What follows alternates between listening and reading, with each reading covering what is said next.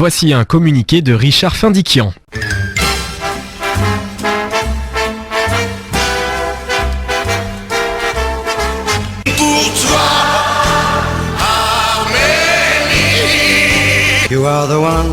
Charles Aznavour à Marseille le 23 mai. Le conseil départemental des Bouches-du-Rhône et Dialogue RCF vous invite à la remise officielle du prix Charles Aznavour 2016. Ce prix sera remis par Monsieur Aznavour et Martine Lassalle, présidente du conseil départemental des Bouches-du-Rhône, à l'auteur d'ouvrage le plus méritant. Venez vous aussi participer à la remise officielle du prix Charles Aznavour 2016 le 23 mai à 11h à l'hôtel du département avec le plus célèbre des artistes français. C'était un communiqué de Richard Findiquian. Le club Ararat TV de Richard Findiquian. Bonjour à toutes, bonjour à tous, c'est le club Ararat TV Dialogue RCF. Vous retrouvez cette émission en podcast sur le site des radios chrétiennes francophones rcf.fr et sur le site de la Chambre de commerce et d'industrie franco-arménienne ccifa-france.com. Vous pouvez aussi nous retrouver sur les réseaux sociaux, notamment sur notre page Facebook Ararat TV Recognize the Armenian Genocide, sur la page Aznavour Story, ainsi que dans le groupe Facebook Ararat TV. Numéro spécial aujourd'hui du club Ararat TV consacré au conflit entre l'Azerbaïdjan et le Haut-Karabakh. En effet, les combats qui n'avaient été émaillés jusqu'à présent que d'épisodiques escarmouches à la frontière se sont amplifiés en ce début d'avril 2016. Sur la ligne de front du Karabakh, les violents combats auront fait au total plus de 35 morts le 2 et 3 avril, ainsi que de nombreux blessés. En réalité, il s'agit entre Arméniens du Haut-Karabakh et Azéris sans conteste des plus violents combats depuis le cessez-le-feu signé en mai 1994. Le groupe de Minsk, coprésidé par la France, les États-Unis et la Russie, sous l'égide de l'OSCE, l'Organisation pour la sécurité et la coopération en Europe, tente depuis 24 ans de transformer un cessez-le-feu fragile en traité de paix. Invités dans cette émission, Patrick Devedjian, Valérie Boyer, Ovanes Kevorkian, Arat Oranian, Didier Parakian. Nous commençons tout de suite avec Patrick Devedjian. Patrick Devedjian, bonjour. Patrick Devedjian, vous êtes président du conseil départemental des Hauts-de-Seine. Première question, Patrick Devedjian, qu'avez-vous pensé de l'attaque massive lancée par l'Azerbaïdjan à la frontière du Haut-Karabakh ? C'est le résultat évidemment du surarmement de l'Azerbaïdjan, de son nationalisme agressif. Et en même temps, c'est dérisoire parce que tout ceci fait des morts et beaucoup de souffrances, et en même temps pour aucun de résultat. Parce que finalement, ce n'est pas comme ça qu'on établira la paix entre les voisins. Alors peut-on dire que cette attaque en fait n'aura servi à rien ni à personne, puisque le rapport de force et la ligne de front restent inchangés ? Oui, mais bien entendu, d'abord parce que c'est évidemment la Russie qui fait la loi dans ce domaine, c'est elle qui arme l'Azerbaïdjan mais aussi l'Arménie, c'est elle qui est en mesure d'obtenir un cessez-le-feu, donc c'est évidemment la Russie qui a la clé de la paix dans cette région. Oui, mais alors on sait aussi que derrière Aliyev, il y a Erdogan. Pensez-vous que le choix de cette période par Erdogan n'était pas seulement tactique, mais qu'il correspondait stratégiquement à une poussée historique de cet islamisme conquérant qui sert de fonds de commerce à la Turquie ? Erdogan est un nationaliste pan-turquiste qui évidemment a encouragé Aliyev. C'est assez amusant d'ailleurs quand on y réfléchit parce que Aliyev est un héritier dictatorial du KGB. Son père était un directeur du KGB dont il est l'héritier, et Erdogan se veut un islamiste conquérant, mais quand il s'agit de faire la guerre aux Arméniens, ils sont d'accord tous les deux. Oui, mais alors sur le plan interne, est-ce que la baisse du prix du pétrole qui accélère la plongée économique de l'Azerbaïdjan n'a-t-elle pas aussi favorisé, à votre avis, les conditions de ce passage à l'acte d'Aliyev ? Ils ont encore quand même beaucoup d'argent, même si le prix du pétrole a baissé. C'est une ressource importante pour l'Azerbaïdjan. Non, je pense que, comme toutes les dictatures, elles ne peuvent asseoir leur popularité à l'égard de leur peuple qui souffre évidemment d'un manque de liberté que par un nationalisme conquérant, l'exaltation d'un pseudo-patriotisme, et évidemment la dictature a toujours la même finalité, elle conduit à la guerre. Alors un quart de siècle de pourparlers du groupe de Minsk, sous l'égide de l'OSCE, menace aujourd'hui d'être réduit en poussière. Oui, alors tout ceci est quand même assez scandaleux parce que, premièrement, il faut se souvenir que la frontière a été dessinée par Staline et proclamer l'intangibilité des frontières comme facteur de paix et en même temps considérer que c'est Staline qui a été l'arbitre de ces frontières, c'est tout à fait scandaleux. C'est d'autant plus scandaleux que le droit des peuples à disposer d'eux-mêmes est un principe démocratique beaucoup plus légitime, beaucoup plus fort que celui de l'intangibilité des frontières. Enfin, il y a un précédent, c'est celui du Kosovo.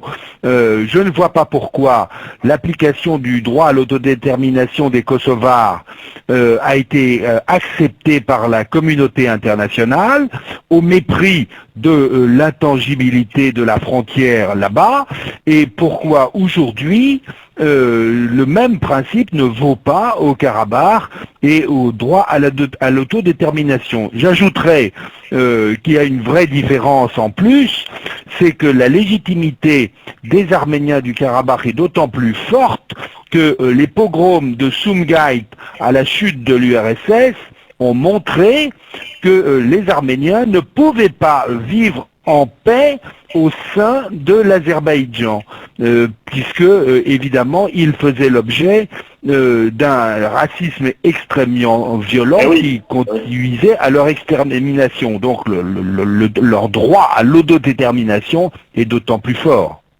Alors afin de mettre un terme définitif à cette situation, comme le demandent de nombreux parlementaires, le temps n'est-il pas venu pour la communauté internationale de reconnaître enfin la République du Karabakh ? Bien sûr, le temps est venu et on pourrait espérer que la France me donne l'exemple, que le gouvernement français donne l'exemple. Malheureusement, le Quai d'Orsay, il suffit de se porter d'ailleurs sur les sites du Quai d'Orsay, le Quai d'Orsay ne donne pas l'exemple parce qu'il est aveuglé par un clientélisme financier.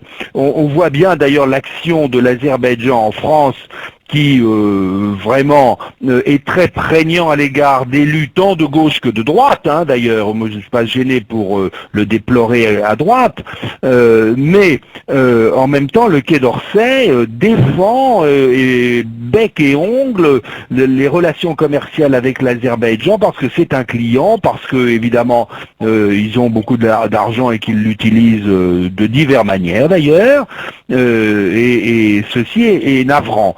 Moi, ce que je demande au président de la République dans un premier temps, et ça me paraît quelque chose d'assez raisonnable, c'est d'envoyer des observateurs sur la ligne de front. Voilà. Si la France pouvait envoyer quelques observateurs permanents sur la ligne de front, on saurait évidemment à chaque incident qui est le véritable agresseur. Parce qu'aujourd'hui, l'Azerbaïdjan, c'est un pyromane qui crie au feu.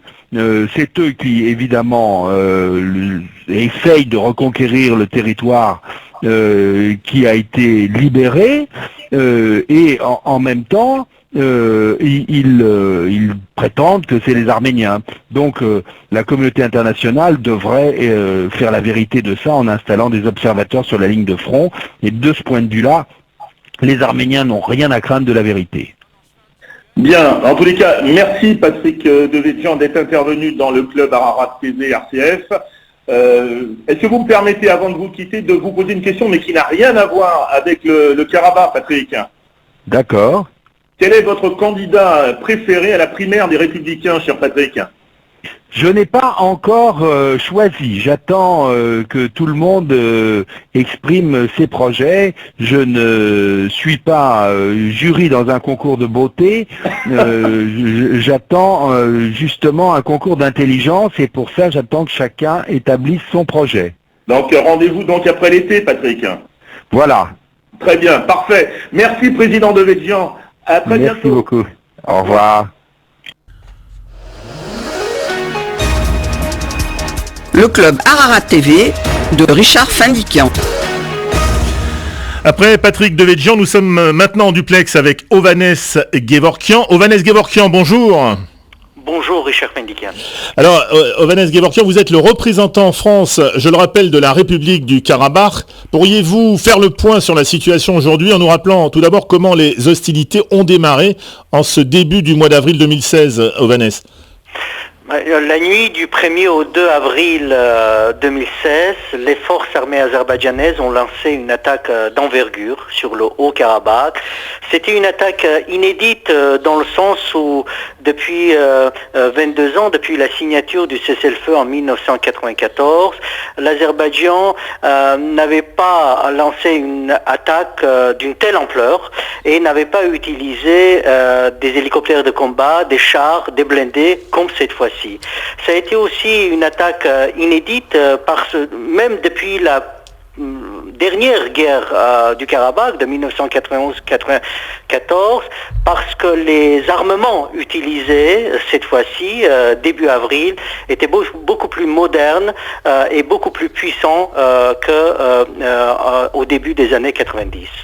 Alors quels sont les facteurs conjoncturels qui peuvent expliquer les raisons pour lesquelles Aliyev s'est lancé dans cette aventure militaire? D'une part, l'accumulation des armes. L'accumulation des armes, l'Azerbaïdjan se vante depuis maintenant 5 ans que son budget militaire augmente considérablement. Tous les ans, l'Azerbaïdjan l'annonce avec grande fierté que son budget militaire dépasse l'ensemble du budget de la République d'Arménie et n'hésite pas à utiliser à chaque occasion au niveau de son président, de son ministre de la Défense, de dire qu'un jour ou l'autre, le drapeau azerbaïdjanais va flotter sur le Haut-Karabakh et le Haut-Karabakh sera pris par la force. Premièrement, voilà, c'est l'accumulation des armes. Deuxièmement, si nous sommes dans cette logique d'accumuler des armes pour un jour ou l'autre reprendre le Haut-Karabakh, vous savez que depuis maintenant à peu près 1 an, le prix du baril de pétrole chute, baisse. Et donc l'Azerbaïdjan, dans cette logique, n'espère pas dans les années à venir accumuler autant d'armes que dans le passé. Donc dans la logique azerbaïdjanaise, nous sommes au sommet de leur puissance militaire et c'est le moment, avec cette puissance militaire, qu'il faut essayer, tenter de récupérer le Karabakh. Troisième explication que je peux vous donner, c'est que tous les analystes, tous les experts l'ont dit, l'ont prédit, la situation difficile économique de l'Azerbaïdjan, toujours liée à la chute du pétrole, du prix du pétrole, pousse le régime azerbaïdjanais, qui est, vous le savez sans doute, un régime dictatorial, de détourner l'attention des Azerbaïdjanais, mécontents de cette situation économique financière difficile, de détourner cette attention vers le Haut-Karabakh en créant une tension. Alors on peut dire que les Arméniens ont combattu seuls et ont admirablement résisté face à l'agression turco-azerbaïdjanaise, mais on a parlé aussi, Ovanes Gevorkian, on a dit que Stepanakert détiendrait les preuves de l'implication de Daesh dans les combats. Est-ce que vous avez des précisions à ce sujet ? Alors, l'armée qui a combattu, c'est l'armée du Haut-Karabakh. La République d'Arménie a annoncé à plusieurs reprises que si les attaques azerbaïdjanaises continuaient, l'Arménie allait entrer en guerre, la République d'Arménie. Heureusement, cela ne s'est pas produit car les forces armées du Karabakh ont stoppé net l'attaque azerbaïdjanaise. Ça, c'est un premier point. Deuxième point, les écoutes téléphoniques que nous avons pu avoir dans la partie adverse nous ont montré qu'il y avait des conversations en arabe, ce qui nous laisse penser qu'il y avait des combattants de Daesh qui étaient dans les rangs azerbaïdjanais, mais aussi les méthodes. Je pense que bon nombre de ceux qui nous écoutent probablement ont vu sur le net ces photos des soldats karabakhios décapités, oui. qui ont circuler comme un trophée et les forces armées de l'Azerbaïdjan le montrent avec fierté, une tête d'un Arménien d'origine yézidi, et le montre comme un trophée. Cela nous rappelle la triste réalité à la fois qui se passe aujourd'hui au Proche-Orient, mais aussi ces méthodes barbares que les soldats azerbaïdjanais très certainement ont copiées. Alors voilà près de 25 ans que le Karabakh est de facto indépendant. Voilà 25 ans qu'il se bâtit sur des bases qu'il s'efforce de rendre chaque jour plus démocratiques. Est-ce que c'est le cas du côté de l'Azerbaïdjan ? Non, monsieur Findikian. Et notre combat est justement un combat pour la démocratie, un combat pour la liberté. C'est une résistance à la dictature. Vous savez, le soldat du Karabakh, aujourd'hui, l'indépendance ne signifie pas quelque chose d'abstrait. L'indépendance est juste un moyen pour que le Haut-Karabakh puisse vivre en paix, pour que le Haut-Karabakh puisse vivre en liberté, pour que la population qui vit sur place, le Haut-Karabakh n'est pas uniquement un territoire, un objet pour lequel on se bat, c'est avant tout un peuple, une population, des hommes, des femmes, des enfants, et pour la survie physique et pour la liberté de cette population qu'avant tout nos soldats se battent sur la frontière du Karabakh. Et ce que nous faisons aujourd'hui, c'est tout simplement essayer avec ce combat de rester en vie, tout simplement avoir le droit à la vie et à la sécurité physique. Parce que cela certainement ne vous a pas échappé qu'aujourd'hui l'Azerbaïdjan est loin d'être une démocratie, c'est une dictature. Toutes les organisations défendant les droits de l'homme le soulignent. Le président azerbaïdjanais en 2014 a été déclaré par Reporters sans frontières comme l'homme le plus répressif du monde. En 2013, ce même président azerbaïdjanais a été déclaré par l'Organisation contre la corruption, l'Organisation internationale contre la corruption, comme l'homme le plus corrompu. L'Azerbaïdjan est 162e pays sur 189, le moins libre au monde. Cela montre cet État azerbaïdjanais et notre combat tout simplement consiste à se débarrasser, à se libérer de la tutelle d'un pays aussi dictatorial qu'est l'Azerbaïdjan. Alors, je vous pose la question que je viens de poser à Patrick Devedjian. Un quart de siècle de pourparlers du groupe de Minsk sous l'égide de l'OSCE qui menace aujourd'hui Ovanes d'être réduit en poussière. C'est vrai.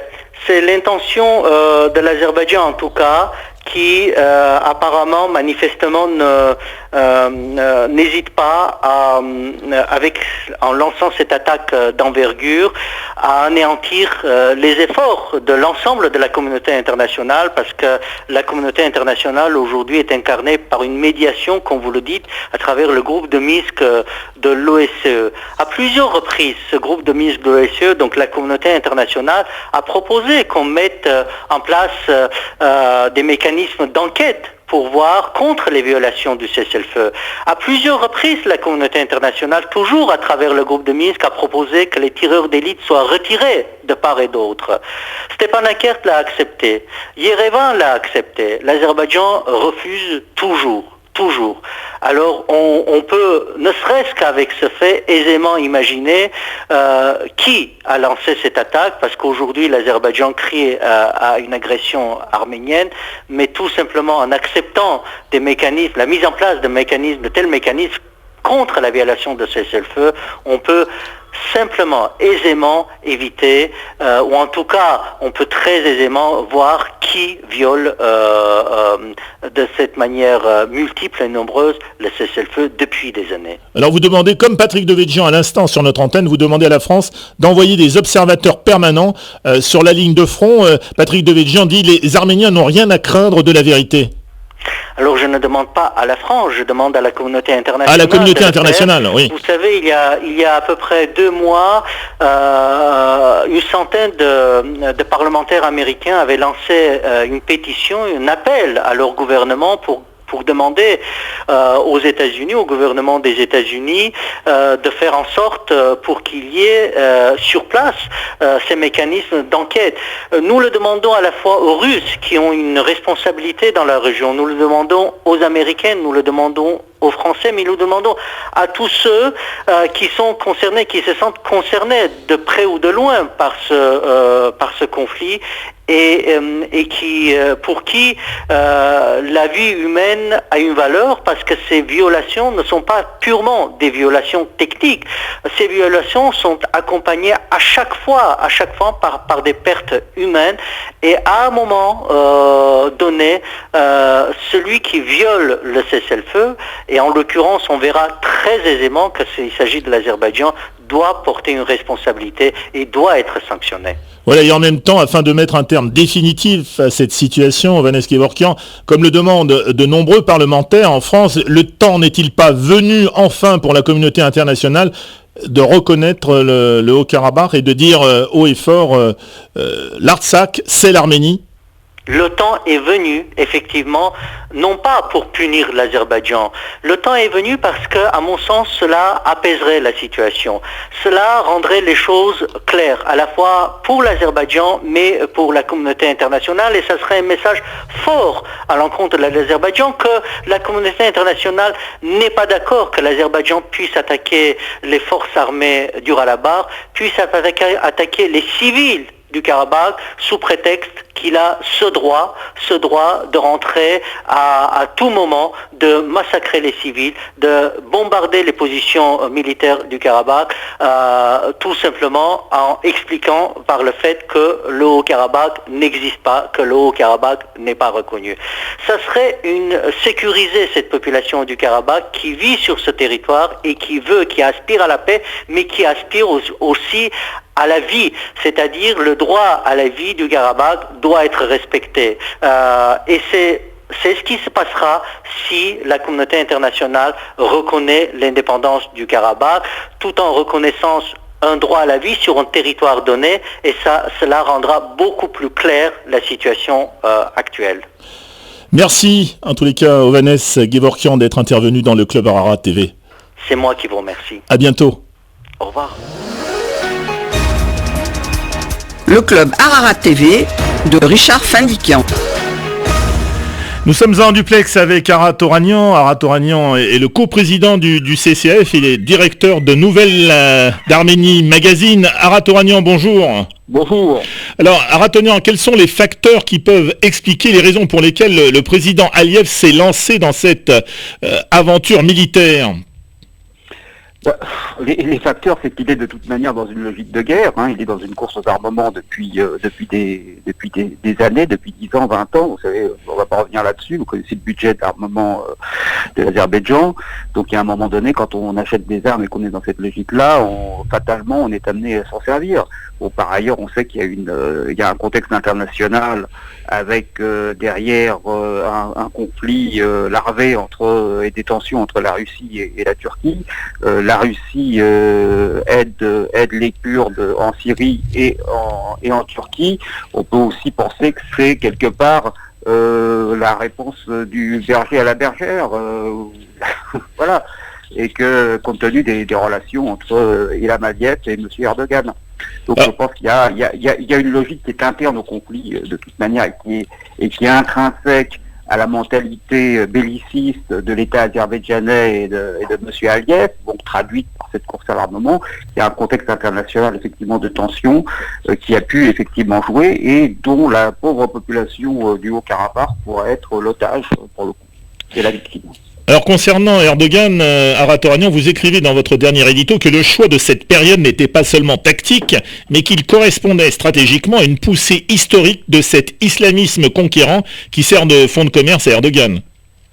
Oui, il faut bien comprendre qu'il y a une convergence de fond entre cette montée qu'on constate de l'islamisme, qui se traduit notamment au Moyen-Orient par la poussée de Daesh, et puis les velléités d'Erdogan de construire un nouveau califat, et je crois que les deux se conjuguent, et il y a une alliance objective entre les deux. De toute manière, maintenant, le soutien d'Erdogan à Daesh pendant la guerre en Syrie est un secret de polichinelle. Tout le monde est au courant. Il y a toute une série de documents qui circulent là-dessus, mais il n'y a pas seulement que Daesh, il y a aussi d'autres organisations islamistes qui, jusqu'à maintenant, jusqu'à aujourd'hui, sont aidés par la Turquie. Je pense au Front al-Nosra, je pense à Jabhat, excusez-moi, je connais pas bien leurs noms, mais en arabe, je les connais, mais je peux pas les prononcer en arabe. Enfin, il y a différents fronts islamiques,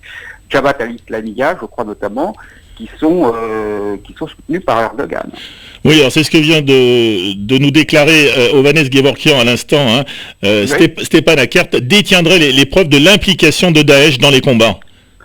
Ça, c'est tout à fait possible. Déjà, dans le premier conflit, jusqu'en 1994, il est avéré que les djihadistes avaient participé, notamment les forces afghanes de Gulbuddin Ekbakhtiar, qui est une organisation et qui est un djihadiste bien connu. Il y avait également des djihadistes tchétchènes. Et s'il fallait s'en convaincre, malheureusement, la conférence des États islamiques, qui regroupe plusieurs dizaines d'États musulmans, ont pris fait et cause dès le lendemain de la déclaration du conflit pour l'Azerbaïdjan. Alors cette espèce de solidarité sur un fond religieux est extrêmement malsaine en réalité, parce que qu'est-ce que ça veut dire? Je veux dire, c'est quand même grave. C'est quand même grave. Moi, je suis contre la théorie et la théorie des complots et la théorie du choc des civilisations, mais il y a quand même un moment où là, on est confronté à des solidarités de religion, à des solidarités de civilisation qui sont totalement inadmissibles. Totalement inadmissibles. D'un point de vue en particulier démocratique.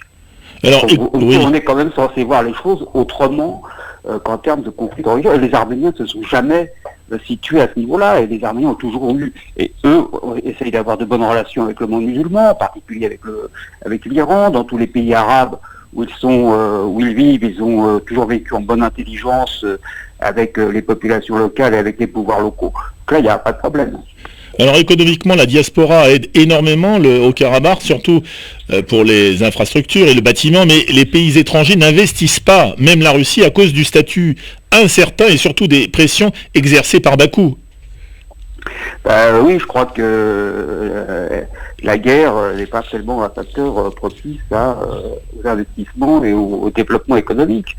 Et c'est vrai que de toute manière, cette situation de guerre et de conflit au Karabakh pèse évidemment non seulement sur l'économie du Haut-Karabakh, mais pèse aussi sur la situation économique et générale et même politique de l'Arménie. C'est un véritable boulet, mais en même temps, c'est une cause qui est la cause de tous les Arméniens et par rapport à laquelle on va pas céder. Et le fait qu'il y ait eu d'ailleurs ce grand mouvement de volontaires pour se porter au front au moment dès le lendemain, dès le jour même du déclenchement de la guerre, est significatif de l'attachement des Arméniens à cette cause-là et au Karabakh.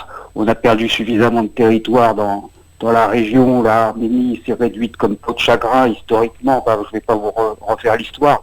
Il y a un moment donné, on ne peut plus reculer. Je veux dire, c'est pas possible. Alors vous pensez, Arat Touranian, comme vient de nous le déclarer dans cette émission à l'instant Patrick Devedjian, que c'est la Russie qui a la clé de la paix dans cette région ?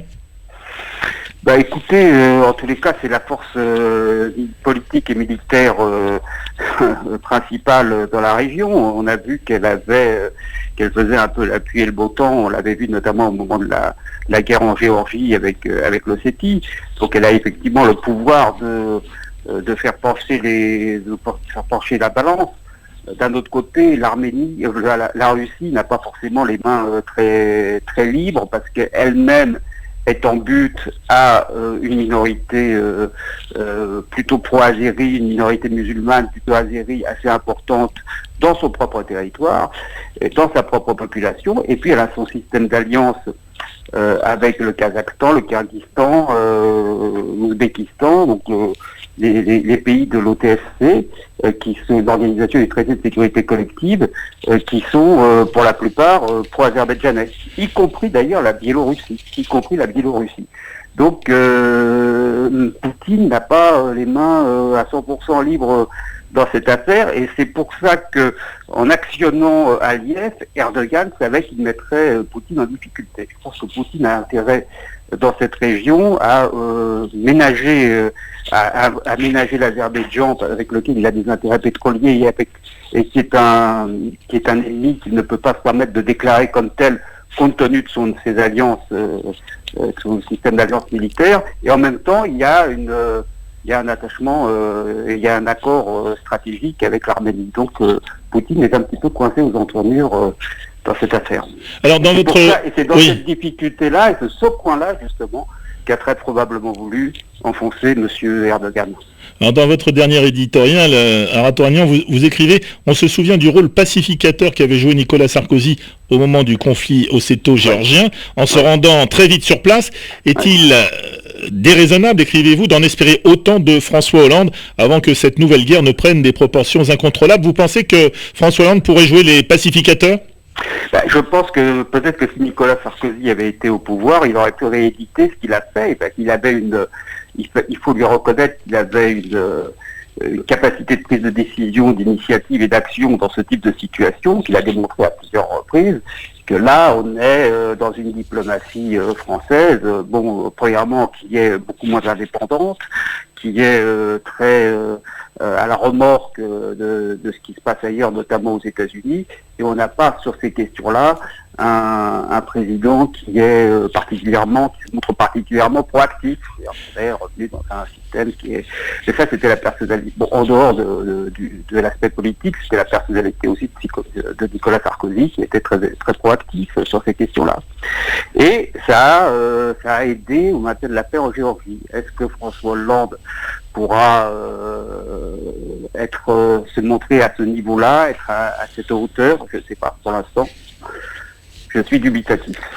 Bien, en tout cas, merci Ara d'être intervenu dans le Club Ararat TV. Je rappelle quand même qu'on peut suivre au jour le jour. Alors bon, il y a bien sûr Nouvelles d'Arménie Magazine, auquel on peut s'abonner, mais il y a aussi bien sûr le site armennews.com, où on suit l'actualité du Karabakh en direct, ou quasi en direct, avec toutes les informations donc sur le net. Merci Ara d'être intervenu et à très bientôt. Merci à vous. Merci. Le Club Ararat TV de Richard Findiquian. Oui, je crois que malheureusement, nous avons quelques difficultés pour joindre la députée maire des 11 et 12e arrondissements de Marseille, la députée Valérie Boyer. Nous n'arrivons pas à la joindre sur son portable. Par contre, nous avons la chance d'avoir au bout du fil l'adjoint au maire de Marseille, délégué à l'économie, Didier Parakian. Didier Parakian, bonjour. Bonjour Richard, comment alors, ça va bien Didier. Alors vous avez, mon cher Didier, appelé les parlementaires de Marseille à être solidaires dans un communiqué que vous avez publié sur votre page Facebook. Vous avez écrit « Les Français d'origine arménienne sont touchés dans leur sang et dans leur être par ce qui se passe au Haut-Karabakh. Tous les grands combats pour la cause arménienne, dites-vous, sont toujours partis de Marseille. Je vous demande, et vous vous adressez aux parlementaires, je vous demande d'être solidaires et de réagir fermement à ces attaques. » Oui, effectivement, tous les grands combats pour la cause arménienne partent de Marseille. Je rappellerai en 2001 la reconnaissance du génocide arménien par la France. C'était le sénateur maire Jean-Claude Gaudin qui était aux manettes. Plus récemment, Valérie Boyer pour la pénalisation du négationnisme. Et je voudrais que ce soit de Marseille encore que parte ce combat pour que le Haut-Karabakh soit reconnu officiellement par la France. Et c'est pour cela que j'ai attiré l'attention de tous les parlementaires, qu'ils soient de gauche comme de droite. Vous savez, nous avons la chance d'être sur un territoire où il y a énormément de Français d'origine arménienne. Nous avons la présidente du conseil départemental, Martine Vassal, qui est d'origine arménienne et qui va se rendre en Arménie du 18 au 22 juin prochain. Et d'ailleurs, je lui ai demandé officiellement qu'elle se rende au Haut-Karabakh. Ça serait un signe fort pour les Français d'origine arménienne et pour ce petit pays qu'est le Haut-Karabakh. Vous savez, j'étais allé en 2013 voir Stepanakert, voir ce bijou, cet écrin, cette enclave, et j'ai de merveilleux souvenirs. Nous étions ensemble, mon cher Richard, pour recharger nos batteries d'arménité, et puis nous avions vu ce magnifique aéroport qui était pas encore ouvert, qui était flambant neuf et qui demandait qu'une chose à être ouvert, et on nous disait ça ne saurait tarder dans une semaine, dans 15 jours, mais en fait il n'est toujours pas ouvert parce que les Azéris menaçaient et menacent toujours de faire exploser les avions qui s'approcheraient de cet aéroport. Et effectivement, vous parliez d'économie, ça serait beaucoup plus fort d'avoir des relations internationales ou des relations économiques quand vous avez un aéroport. Et c'est sûr qu'aujourd'hui le Haut-Karabakh vit en vase clos. En tout cas, moi en tant qu'adjoint au maire de la ville de Marseille, je souhaiterais que Jean-Claude Gaudin s'engage officiellement à reconnaître le Haut-Karabakh. C'est une demande que je lui avais fait il y a 3 ans, mais je vais lui renouveler une nouvelle fois, parce que Marseille, deuxième ville de France, parce que Marseille, première ville au monde, je dirais, de par la densité de ces Français d'origine arménienne, ça serait un signe très fort. En tout cas, je ne désespère pas, et c'est un combat que je vais mener avec beaucoup d'autres élus d'origine arménienne. Mais alors, mon cher Didier, on peut également dire que cette deuxième ville de France a reconnu de façon implicite le Haut-Karabakh, puisque j'ai eu la chance, et on était ensemble, de présenter la soirée des 20 ans de la République d'Arménie. Ça se passait donc au salon Eugénie, au Palais du Pharaon, et nous avions remis, la ville de Marseille avait remis donc officiellement à Ovanes Gevorkian, avec qui nous étions en ligne il y a quelques minutes, la ville de Marseille avait remis la médaille officielle, la médaille de la ville, effectivement, au représentant du Haut-Karabakh, qui est un peu l'ambassadeur du Karabakh en France. Alors, on peut pas dire ambassadeur, mais c'est le représentant. Donc c'était une façon, mon cher Didier, de reconnaître presque de façon implicite. Mais pour moi, ce n'est pas suffisant. Le Karabakh. Il faut aller plus loin. Absolument. Il faut qu'elle aille plus loin, que ce soit un traité d'amitié entre Marseille et le Haut-Karabakh. Ça serait un magnifique exemple, et je suis sûr que dans la foulée, de très nombreuses villes dans le monde entier feraient la même chose. Je sais que déjà certaines villes l'ont fait, donc pourquoi pas Marseille. Marseille, comme je le disais, est à la pointe dans le combat pour la cause arménienne, et ce 24 avril qui va le 101e anniversaire, on sera toujours là, parce qu'on ne lâche rien, on y croit encore. Donc on peut dire ensemble, mon cher Didier, l'Artsakh, c'est l'Arménie. Oui, complètement. En tout cas, mon vœu, c'est d'y retourner très prochainement. Vous savez, on a la chance d'avoir 2 grandes personnalités d'origine arménienne qui sont les présidents des 2 plus grandes conseils départementaux de France, que ce soit Patrick Devedjian dans les Hauts-de-Seine et Martine Vassal dans les Bouches-du-Rhône. Donc il faut les utiliser, plus tous les élus, tous les parlementaires, d'où qu'ils soient, plus tous les élus d'origine arménienne, et croyez-moi, nous sommes de plus en plus nombreux. Nous sommes tous derrière cette magnifique cause, et qui est un combat en jouant collectif, nous espérons, et que le groupe de Minsk soit enfin entendu. En tous les cas, merci Didier d'être intervenu dans le Club Ararat TV. Merci mon cher Richard, à très bientôt. À très bientôt, au revoir. Au revoir. Le Club Ararat TV de Richard Findiquian. Voilà, c'est la fin du Club Ararat TV Dialogue RCF. Merci à nos invités en duplex d'avoir participé à cette émission. Merci à vous toutes et à vous tous de votre attention. En attendant de vous retrouver dans un prochain numéro du Club Ararat TV, je vous souhaite de passer une excellente semaine, et je vous dis à très vite sur Dialogue RCF.